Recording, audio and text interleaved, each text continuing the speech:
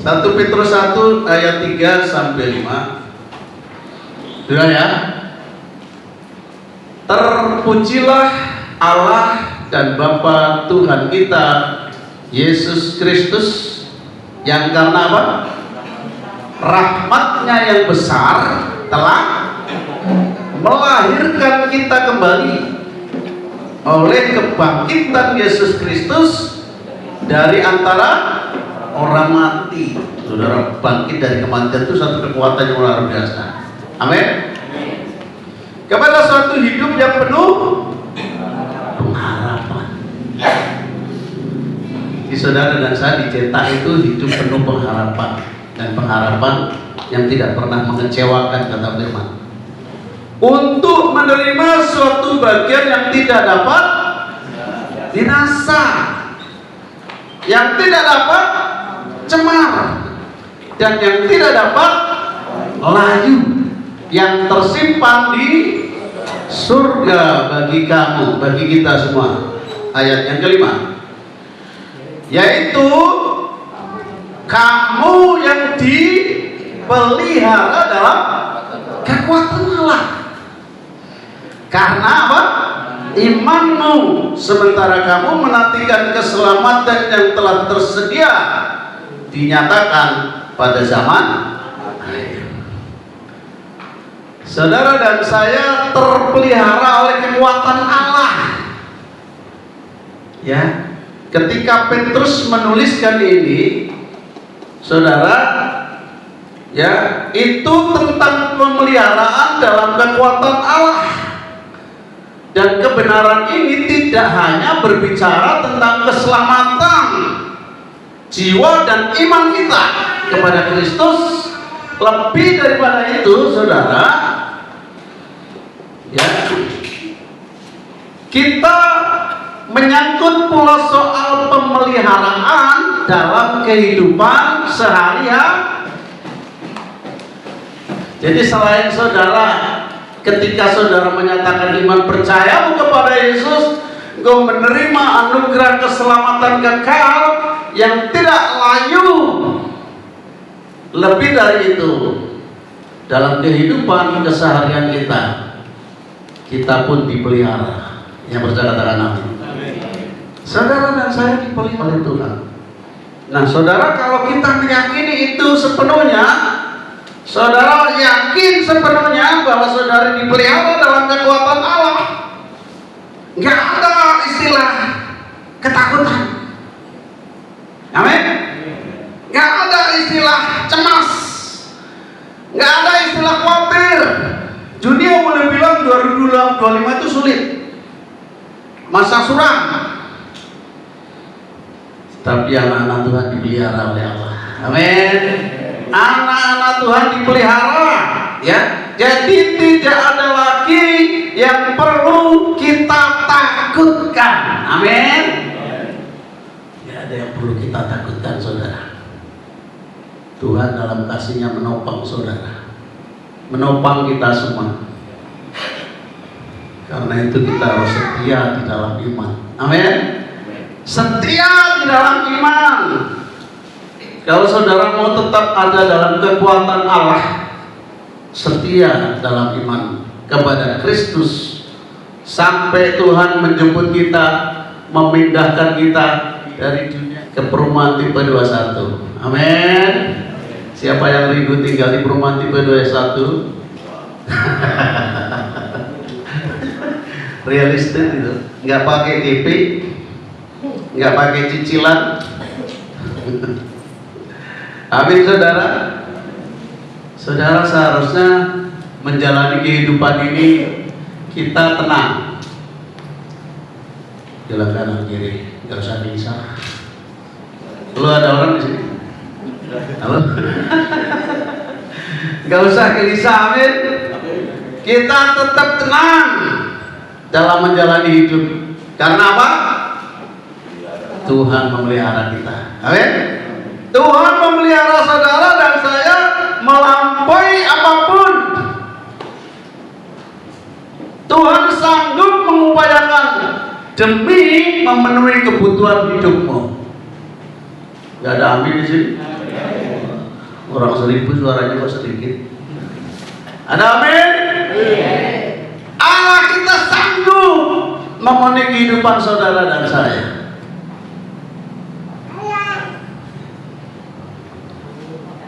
Tetapi saudara, dalam realita kehidupan nyata, ya, ketika kita menghadapi masalah yang bertubi-tubi, ya, sampai membuat saudara dan saya mengalami depresi, stres. Ada yang pernah mengalami depresi di sini? Halo, halo, banyak juga. Banyak. Saudara mengalami depresi, saudara stres, ya. Dengar baik-baik. Sebenarnya kondisi itu kita sedang terjebak dalam permainan iblis. Ya. Kalau kita mengalami seperti itu, sesungguhnya saudara sedang memasuki realita perangkap iblis. Kenapa saya bilang begini? Firman-Nya jelas dikatakan di Yeremia 9. Aku tahu rancanganku atas kamu adalah rancangan damai sejahtera, bukan rancangan kecelakaan. Dan aku menyediakan hari depan yang penuh pengharapan. Saudara, kalau kehidupan kita diliputi oleh khawatir, ketakutan, cemas, sadari bahwa itu pekerjaan iblis. Kita sedang diperangkap oleh iblis. Iblis mengintimidasi saudara dan saya. Iblis mau supaya saudara dan saya melihat kelemahan kita, melihat kegagalan kita, supaya iman kita menjadi loyo, supaya iman kita stagnan, supaya iman kita pudar, saudara. Tetapi dengar baik-baik, kalau saudara dalam kondisi seperti itu, kita tetap memegang teguh iman kita, kita tetap percaya, Tuhan akan melepaskan kita dari jerat iblis. Amin. Saudara akan dibawa kepada kemenangan demi kemenangan. Banyak kepanikan menimpa kita. Bahkan kita mulai melangkah dengan mengandalkan kekuatan sendiri. Firman Tuhan katakan celaka. Firman Yeremia 17 dan 5. Celaka kalau kita mengandalkan kekuatan sendiri. Ya. Kenapa? Karena kekuatan kita sangatlah terbatas. Kekuatan kita sangat terbatas, sehingga saudara dan saya kalau mengandalkan kekuatan sendiri, kita akan mengalami yang namanya kegagalan. Kita akan mengalami kegagalan di kemudian hari. Nah, sebagai seorang yang percaya Yesus, saudara dan saya seharusnya kita dapat menjalani hidup dengan tenang. Amin. Karena apa?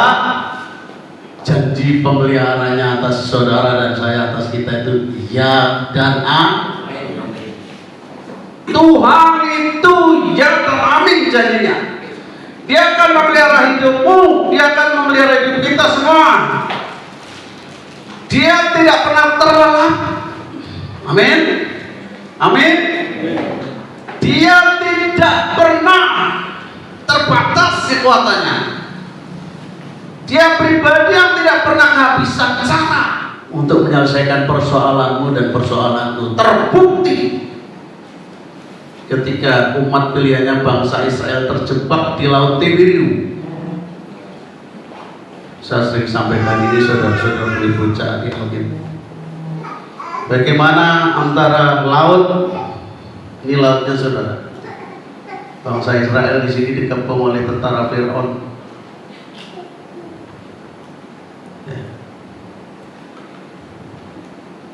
mujizat Tuhan dilakukan di sana. Amin. Mujizat Tuhan dikerjakan di sana, artinya janjinya untuk memelihara umat pilihannya itu digenapi, saudara. Nggak ada ceritanya teknologi sekarang pun membelah laut menjadi daratan yang bisa dilewati kecuali Allah kita. Amin. Ketika Musa taat dengan firman Allah, acungkan tongkatmu, laut terbelah menjadi daratan, saudara. Arkeolog banyak menemukan bukti bahwa di laut itu, di bawah dasar kereta-kereta kerajaan Firaun, saudara. Itu bukti bahwa ternyata memang benar mereka tenggelam di situ ketika mengejar. Allah kita itu pribadi yang tetap tidak pernah kehabisan cara. Amin. Tidak pernah kehabisan cara untuk menolong, untuk memberkati umatnya. Yang percaya katakan amin.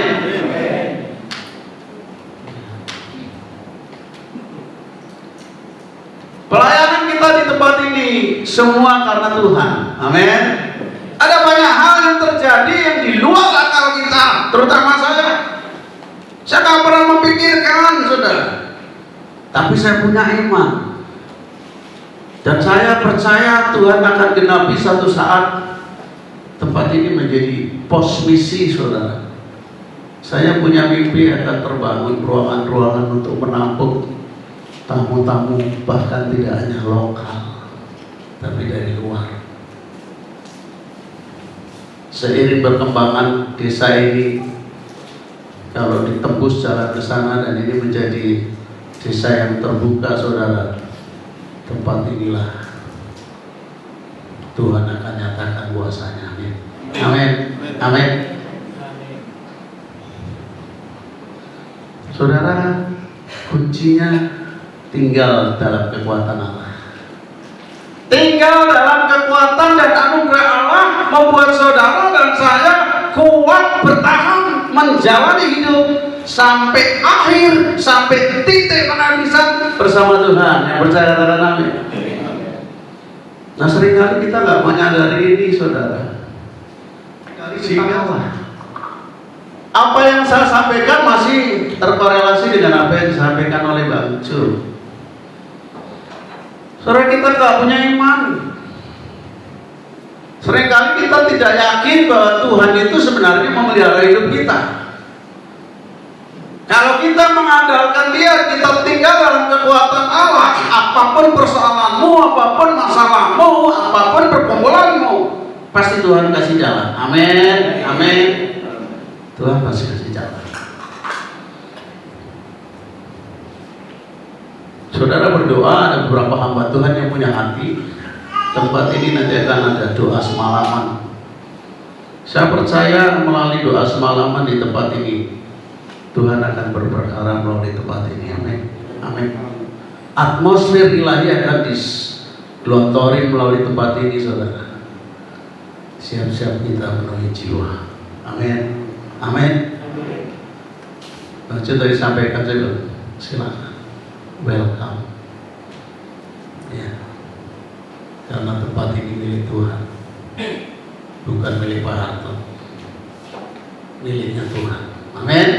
Saudara, lalu bagaimana kita seharusnya untuk kita selalu tinggal dalam kekuatan Allah?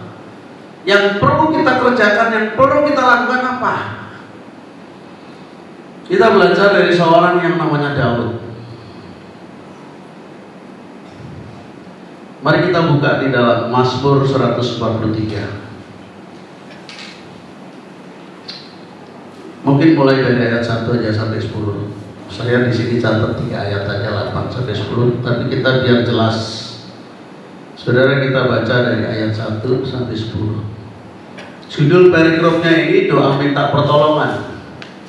Daud yang raja, yang punya segalanya, punya tentara, punya pengawal. Ya kalau di sini mungkin si Prabowo, tapi Tuhan izinkan mengalami situasi kondisi yang dia katakan dia terlempar di tempat yang paling gelap, bahkan seperti orang mati. Apa yang dia lakukan? Apa yang dia lakukan? Mari kita baca dulu kisahnya. Doa minta pertolongan dan pengajaran. Ayat pertama Mazmur siapa? Daud. Ya Tuhan, dengarkanlah doaku. Berilah telinga kepada permohonanku, jawablah aku dalam kesetiaanmu demi keadilan.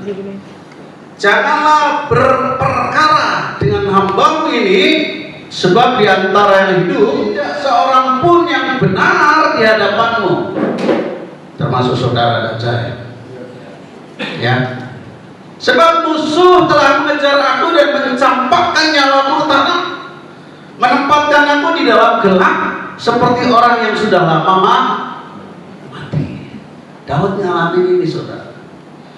Semangatku lemah, lesu dalam diriku.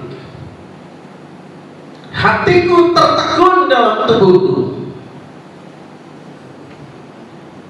Aku teringat kepada hari-hari dahulu kala aku merenungkan segala pekerjaanmu, aku memikirkan perbuatan tanganmu. Aku menadahkan tanganku kepadamu. Jiwaku haus kepadamu seperti tanah yang tandus. Jawablah aku dengan segera ya Tuhan. Sudah habis semangatku. Ya. Jangan sembunyikan wajahmu terhadap aku sehingga aku seperti mereka yang turun ke liang kubur. Perdengarkanlah kasih setiamu kepadaku pada waktu pagi, sebab kepadamu lah aku percaya. Beritahukanlah aku jalan yang harus kutempuh, sebab kepadamu lah ku angkat jiwaku. Lepaskanlah aku daripada musuh-musuhku ya Tuhan, padamu lah aku berteduh. Ayat terakhir, ajarlah aku melakukan kehendak-Mu, sebab Engkaulah Allahku. Kiranya roh-Mu yang baik itu menuntun aku di tanah yang saudara. Daud mengalami situasi kondisi seperti ini. Mungkin kita mengalami di hari-hari yang kita jalani situasi kondisi yang mungkin merasa kita ini sudah nggak ada jalan. Kita seperti mengalami jalan buntu, kita mengalami persoalan yang pelik, yang membuat kita terintimidasi, yang membuat kita tertekan, yang membuat kita letih lesu, seperti Daud tadi. Apa yang dilakukan? Yang pertama, saudara, tadi ayat 89 katakan apa? Perdengarkanlah kasih setiamu kepadaku pada waktu pagi. Masih banyak yang setiap pagi merenungkan firman Tuhan di sini. Halo. Atau bangun tidur langsung ke dapur, waduh, belum masak nasi nih. Perdengarkanlah kasih setiamu kepadaku pada waktu pagi, sebab kepadamu lah aku percaya. Beritahukanlah aku jalan yang harus kutempuh, sebab kepadamu lah aku angkat jiwaku. Lepaskanlah aku daripada musuhku ya Tuhan, padamu lah aku berteduh. Yang pertama yang mesti kita lakukan supaya kita tetap tinggal dalam kekuatan Allah, berteduh dalam hadirat Tuhan. Amin. Berteduh dalam hadirat Allah. Saudara, tidak ada tempat perteduhan yang aman di dunia ini selain berteduh dalam hadirat Allah. Amin. Tidak ada tempat yang menjamin keamanan kita selain kita berteduh dalam hadirat Tuhan. Sekalipun secara kasat mata Tuhan tidak bisa kita lihat. Saat saudara kita semua berteduh dalam hadirat Tuhan, Tuhan pasti bertanggung jawab. Amin. Tuhan pasti bertanggung jawab menjagai kita sebagai biji matanya Allah. Saudara dan saya ini biji matanya Allah. Ada saudara yang biji matanya diculasi enak. Ada nggak kira-kira? Wih, enak tenan. Ulangi bang, colok bang. saudara akan melindungi. Saudara biji matanya Allah. Amin. Tuhan pasti melindungi kita. Amin. Siapapun yang mengganggu matanya, pasti Tuhan yang melawan. Saudara dan saya adalah, kalau saudara dilindungi, diproteksi, maka musuh dalam hal ini masalah hidupmu, pekerjaan, jebakan-jebakan iblis yang membuat engkau tidak damai, tidak sukacita, mengalami persoalan, masalah yang bertubi-tubi, tidak bisa melawan kekuatan Tuhan. Amin. Musuh tidak bisa menghancurkan hidupmu. Enggak ada amin sih. Percayalah, musuh tidak akan bisa menghancurkan hidupmu. Saudara, saya mengalami ketegangan waktu itu. Bunuh Soeharto antek Cino. Kalau satu orang sih mungkin saya lawan lah, walaupun saya kecil. Ini 7 juta, saudara. 7 juta. Era reformasi, bukan reformasi, reformasi. Yang orasi mahasiswa yang waktu itu didengar suaranya oleh orang-orang, bunuh Soeharto antek Cino. 98, 97, 98 itu pas Soeharto lengser lagi, jenenge bodoh nih. Saudara, saya masih berdiri seperti ini, gagal lagi, kata Mas Bowo. Karena Tuhan memelihara saya. Amin. Bu Harto saya bilang ganteng, ketawa, senyumnya. Bener sih bojoku ganteng gitu aja. Tuhan memelihara saya. Sampai senior saya, atasan saya, manajer senior saya ngacir. Alasannya mau kencing dulu di Koramil, nggak balik, saudara. Saya menghadapi sendiri di situ. Tapi saya masih hidup sampai hari ini karena Tuhan memelihara saya. Amin. Ya. Tuhan bertanggung jawab karena saya biji matanya. Musuh apapun 7 truk yang memukul saya, tidak ada satupun yang melukai saya.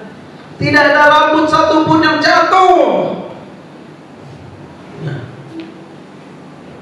Rontoknya karena dikeramasi aja. Tuhan berjanji bahwa kita akan pada kemenangan. Amin.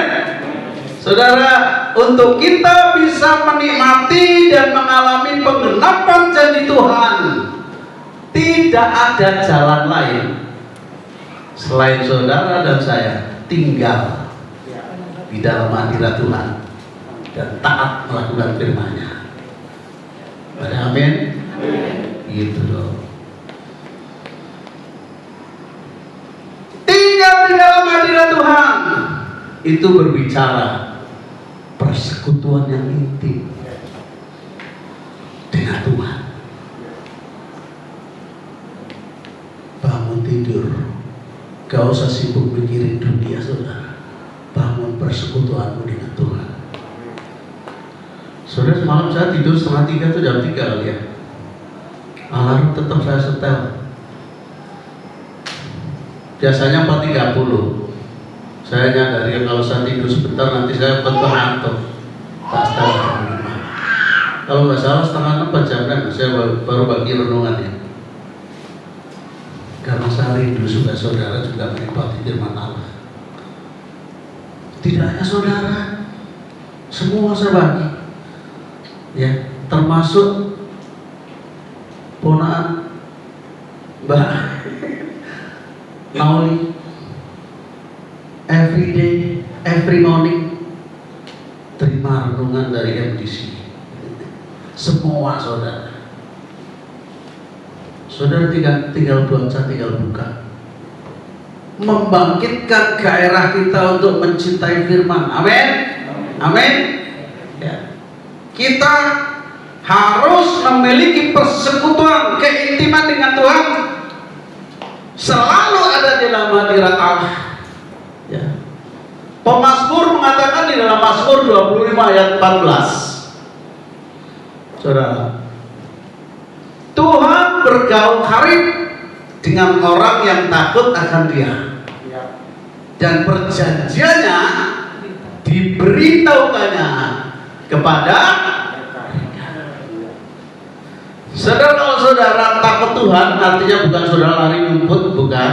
Orang takut Tuhan itu saudara selalu memprioritaskan Tuhan, bangun hubungan intim dengan Tuhan, cintai firman-Nya, renungkan firman-Nya. Kalau mau ada apa-apa, saudara, Tuhan kasih tahu. Saya ingat waktu mau pulang ke Jawa sih, saya bilang, kita kayaknya mau doain orang. Siapa ya?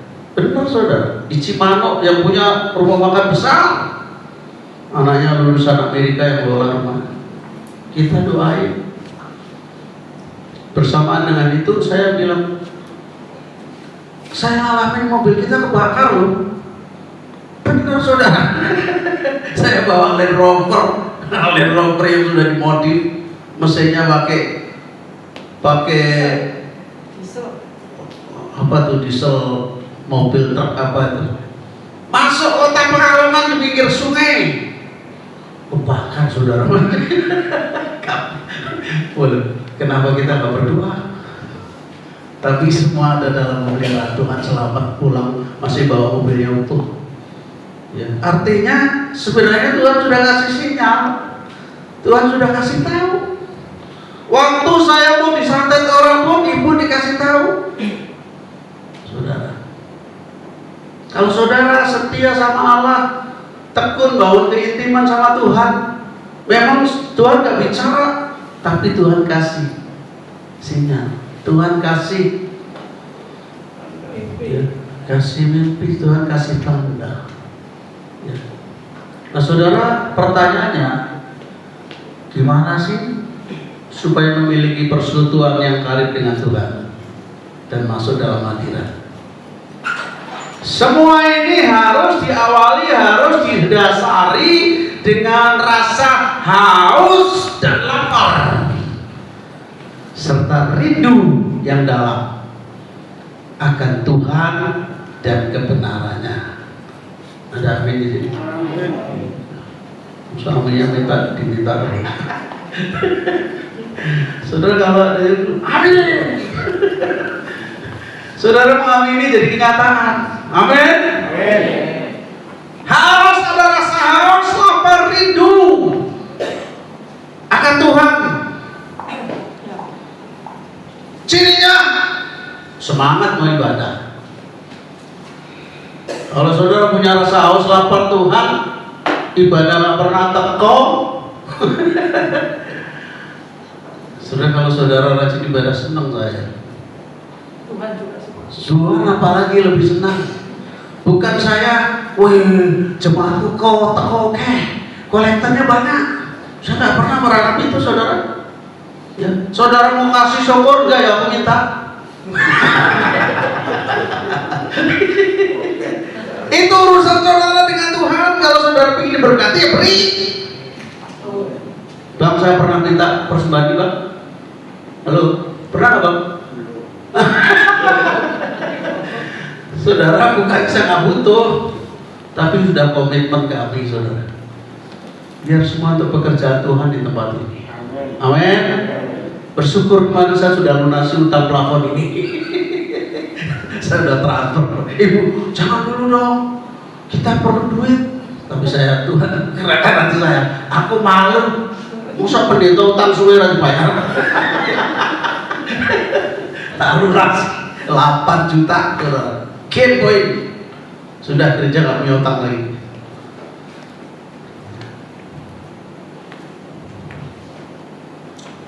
Saudara, kita harus ada rasa haus lapar, rindu akan Tuhan dan kebenarannya. Kalau kita nggak punya itu, nggak akan mungkin kita punya keintiman dengan Tuhan.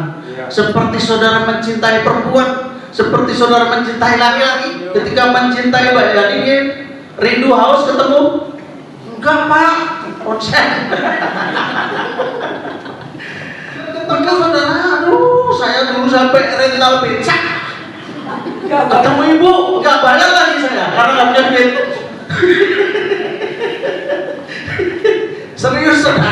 punya duit, yang tak suruh bayar dia. Saya ketemu dia, saya Pak naik becak di Magelang itu. Aduh, kita bayar becak ini. Ditukar ketemu saya kan lebih dari uang bayar becak. Kenapa malu-malu? Justru di situ dia cinta saya. Saya terbuka, bukan telanjang, terbuka padanya. Saya bilang nggak ada. Kalau saya ada tak kasih semua. Saudara harus ada rasa haus dan lapar, ya, akan Tuhan dan kebenarannya. Matius 5 ayat 6 firman Tuhan katakan seperti ini. Berbahagialah orang yang lapar dan haus akan kebenaran karena mereka akan dipuaskan. Sorry, aku mesti minum dulu. Biar puas. Ya, biar puas. Tenggorokannya free.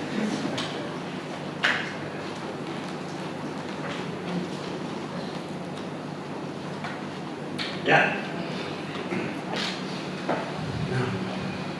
Saudara, pemazmur memiliki kerinduan yang dalam. Kita memang harus belajar sama Daud.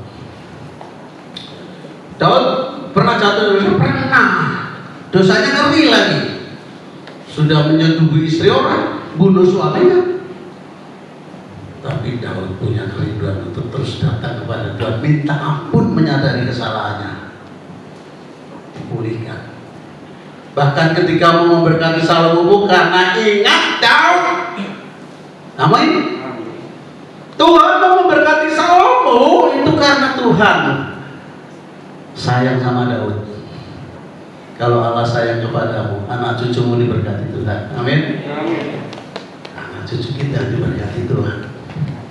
Saudara, pemazmur atau Daud memiliki kerinduan yang luar biasa untuk dekat kepada Tuhan. Seperti rusa rindu sungai, jiwaku rindu Engkau. Kaulah apa? Tuhan hasrat hidupku, hatiku. Ya salah apa? Salah sih. Mazmur 42 ayat 2, buka Yos. Seperti rusa yang merindukan sungai yang berair, kehausan dia untuk ketemu Tuhan, kehausan dia untuk bisa bersekutu dengan Tuhan, untuk intim dengan Tuhan, itu digambarkan seperti rusa yang haus air. Demikianlah jiwaku merindukan Engkau ya Allah. Saudara, kerinduan rusa akan sungai yang berair itu bukan semata-mata memuaskan dahaganya, bukan semata-mata untuk memuaskan rasa haus, tapi ketahuilah yang gak pernah dimengerti oleh orang lain. Ketika rusa dekat sama air, aromanya hilang, sehingga musuh-musuh, buaya kayak apapun yang akan makan dia nggak ada, karena nggak bau rusa. Saudara, kalau engkau haus Tuhan, intim dengan Tuhan, dekat dengan Tuhan, tenggelam dalam hadirat Tuhan, nggak bau dosamu. Amin. Sampah-sampah rohani itu hilang, nggak akan bau. Yang bau hadirat Allah, aroma ilahi surga itu yang ada dalam hidupmu. Aroma air itu akan menetralisir baunya rusa, sehingga apa? Hewan-hewan buas yang berkeliaran itu nggak akan merekam dia, karena nggak bau, nggak mau rusa di sini. Saudara, iblis nggak akan merekammu, karena engkau tidak bau dosa. Engkau tidak bau sampah-sampah rohani, tapi engkau bau aroma surgawi. Amin. Enggak ada amin, lu orangnya 1000. Engkau baunya bau surgawi. Ya, saudara, sungai yang berair sungguh-sungguh menjadi tempat yang sangat dirindukan oleh rusa. Ya. Karena itu tadi, seharusnya kita pun seperti Daud. Kenapa Daud nggak menggambarkan dirinya seperti kelinci yang merindukan air, atau seperti monyet yang merindukan air? Karena dia tahu ada sifat alami yang dia miliki di dalam Risa tadi. Kita harus merasa haus lapar dekat sama Tuhan, seperti Musa yang rindu sama air. Yang kedua, ayat 10a. Mazmur 143 ayat 10a. Ajarlah aku melakukan kehendak-Mu sebab Engkaulah Allahku. Saudara, kalau saudara mau diajar melakukan kehendak Allah, kalau pikiranmu tidak diselaraskan dengan pikiran Tuhan, nggak akan bisa. Betul? Yohanes 19 ayat 5, di luar aku kau nggak bisa berbuat apa-apa. Di luar aku kau nggak bisa berbuat apa-apa. Artinya kalau kita mau menyelaraskan pikiran kita dengan pikiran Tuhan, maka saudara diberi kemampuan untuk melakukan apa yang Tuhan kehendaki dalam hidupmu. Amin. Jadi yang kedua, untuk kau tetap tinggal dalam kekuatan Allah, selaraskan pikiranmu dengan pikirannya Tuhan. Ya, harus diselaraskan. Saudara, kehendak Allah itu selalu ingin memberkati saudara. Amin. Kehendak Allah itu selalu ingin memulihkan saudara. Kehendak Allah itu selalu ingin mengubahkan dan menyelamatkan kita semua. Nah, kalau pikiran kita nggak selaras dengan pikiran Tuhan, kita tidak bisa mengalami semuanya itu. Karena kita mengikuti pikiran kita yang cenderung memuaskan kedagingan kita. Pikiran kita ini selalu isinya ngeres. Ya, tapi kalau pikiran kita selaras dengan Tuhan, kita selalu berpikirnya positif, yang bercanda-canda. Ya, sudah seringkali pikiran kita dipenuhi dengan hal-hal yang membuat diri kita lemah dan tidak berdaya. Apa contohnya? Ketakutan, kekhawatiran, keraguan, sakit hati, hal-hal negatif lainnya, sampah-sampah rohani yang ada di pikiran kita, memenuhi pikiran kita. Karena itu kita sering jatuh bangun aku. Megiset jadinya saudara. Kenapa orang Kristen sering lagunya, jadi sering senang lagunya Megiset itu? Jatuh bangun aku.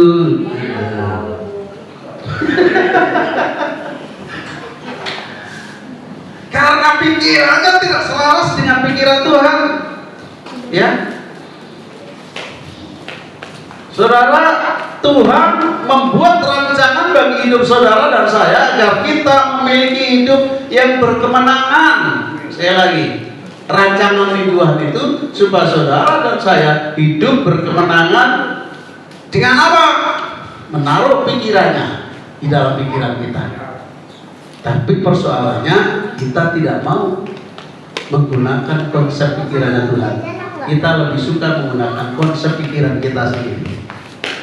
Hari ini firman Tuhan mengingatkan, mulai sekarang pergunakanlah pikirannya Allah yang selalu positif. Benar.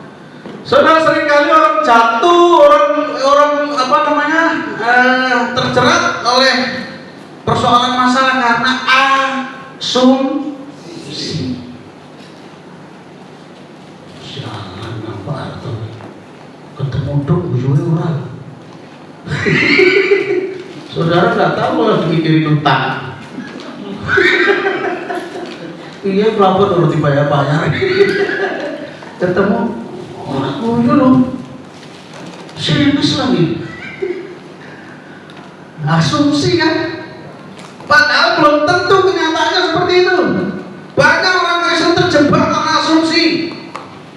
Pikiran itu mualanya dari pikiran asumsi itu.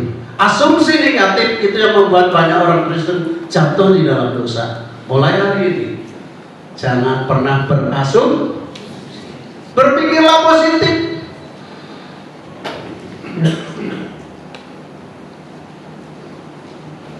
Kalau ketemu Aben dia nggak senyum, ya mungkin dia lagi mikirin banternya meledos. Itu aja loh. Iya Ben. Waduh. Jadi kita nggak sampai jatuh dalam pemikiran-pemikiran yang palsu. Jangan berasumsi. Ya. Iki rumah tahun gereja apa ya? Keset ini. Saudara kan nggak tahu persoalannya apa di mana. Sudah pernah dikunjungi belum? Itu. Mungkin dia ada persoalan yang dia sendiri lagi terjepit dan merasa terpojok nggak bisa apa-apa, sehingga nggak bisa mau ke gereja aja rasanya berat. Sudah, itulah fungsinya kita harus kunjungi. Termasuk kamu Pak Pendeta.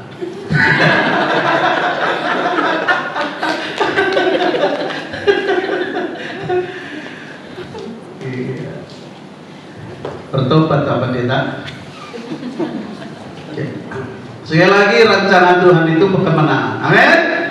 Dia merancangkan kemenangan, karena itu dia taruh pikirannya sendiri dalam pikiran kita. Sadari itu. Tuhan kita adalah pribadi yang positif. Benar. Positif dan benar. Ya. Maka kita harus selalu berpikir sesuai dengan pemikiran yang Tuhan punya. Kita berpikir positif, berpikir benar, gak suka asumsi, gak suka berprasangka buruk, ya, gak suka menghakimi, gak suka mengadili orang. Itu urusannya Tuhan. Amin. Nah, pertanyaan kedua, agar pikiran kita sejalan, selaras dengan pikiran Kristus, kita harus seperti apa? Kan itu pertanyaannya. Gimana Pak? Supaya saya itu pikiranku selaras dengan pikiran Kristus. Harus mengarahkan hati kita, mengarahkan pikiran kita kepada firman-Nya. Amin. Berpusat pada firman.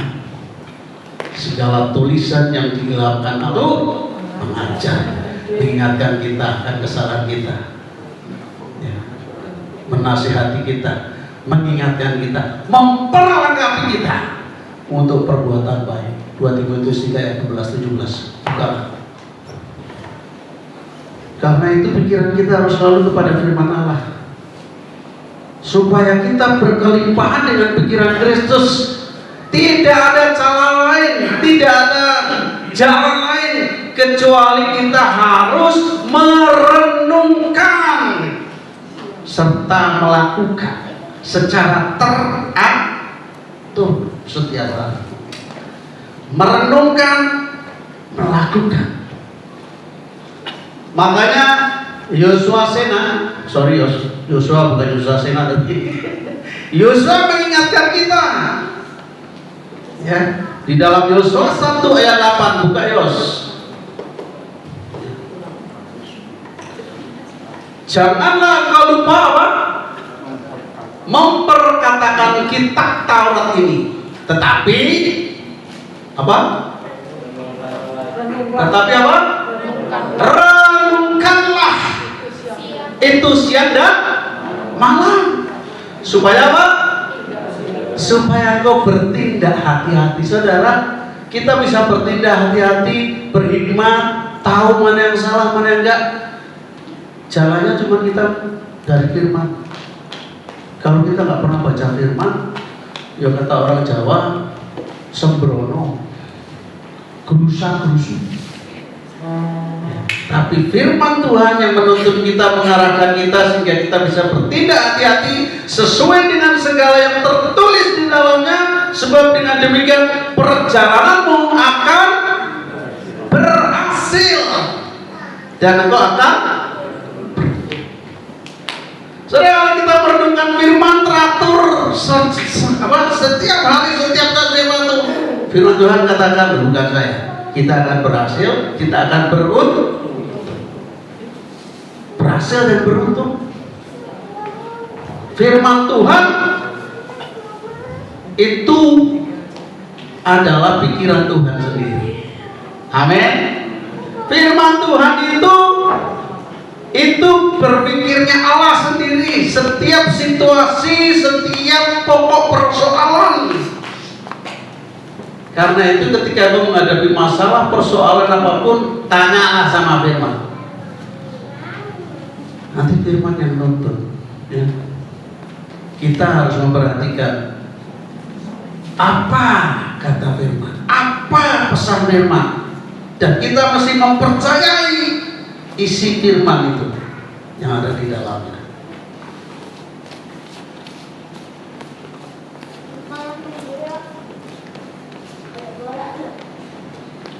Saudara, ketika kita merenungkan firman Tuhan, dan bahkan firman itu sudah menjadi pola hidup saudara dan saya, pola hidup, style, gaya hidup kita itu ya. Jadi itu akan bisa mempengaruhi orang di sekitar kita. Amin. Karena apa? Pikiran kita, perkataan kita, perilaku kita dikendalikan oleh firman Tuhan. Ketika kita memperkatakan salah yang kira-kira akan menyinggung orang, kita bisa rem. Itu bisa menjadi berkat bagi orang yang ada di sekitar kita yang percaya katakan amin. Ya, sehingga kita akan seperti pohon yang terus tumbuh, ya, semakin berakar kuat, secara teratur akan menghasilkan buah yang tetap, ya, tetap tahan terhadap situasi kondisi yang mungkin sulit, situasi kondisi yang tidak terkendali. Saudara merenungkan firman itu tidak hanya sekedar merenungkan firman itu mempelajari, menghayati, mempraktekkan, serta memasukkan itu dalam pikiran. Nah, itu akan memberi kehidupan bagi saudara dan saya. Itu yang bisa membawa dampak. Yang terakhir, kalau udah yang terakhir biasanya judulnya makin rapi. Ya. Yang terakhir. Ayat 10b. Kiranya rohmu yang baik itu menuntun aku di tanah yang rata. Saudara, yang ketiga, izinkan roh Tuhan menuntun saudara. Enggak ada amin. Bosan ya? Izinkan roh Tuhan, izinkan roh kudus memimpin hidupmu. Izinkan roh kudus menuntun langkah hidupmu setiap hari, supaya iblis tidak menyesatkan kita ke dalam alam maut. Amin. Kalau roh kudus pimpin kita, iblis gak akan bisa menggoyang kita. Saudara, kekayaan, uang, jabatan, popularitas, segala yang kita punya seperti yang Daud miliki, tentara, pasukan yang menjaga kita, yang mengamankan kita, ya, tidak bisa menjadi sandaran, tidak bisa menjadi penolong kita. Itu disadari sama Daud. Daud kurang apa coba? Semuanya dia punya. Tahta, jabatan, kekayaan, harta, pasukan, tentara, yang semua nurut sama dia. Tapi itu dia menjadi sandaran dia. Itu gak bisa tolong dia. Daud menyadari itu. Ya. Karena itu Daud katakan apa? Tolong bukakan Mazmur 121 ayat 2. Pertolonganku ialah dari Tuhan yang menjadikan langit dan bumi. Jadi tanpa campur tangan Tuhan dalam hidupnya, Daud tidak bisa apa-apa. Daud menyadari itu, tanpa campur tangan Tuhan dalam hidupnya, dia tidak bisa pimpin kerajaannya. Dia tidak akan bisa mengalami keberhasilan. Dia tidak bisa berbuat apa-apa, tidak punya arti apa-apa. Itu sebabnya Daud membutuhkan penyertaan Tuhan melalui kuasa Roh Kudus. Makanya Daud katakan di Mazmur 51 ayat 13, janganlah membuang aku dari hadapanmu dan janganlah mengambil Roh-Mu yang kudus daripadaku. Pertanyaannya, bagaimana dengan kita?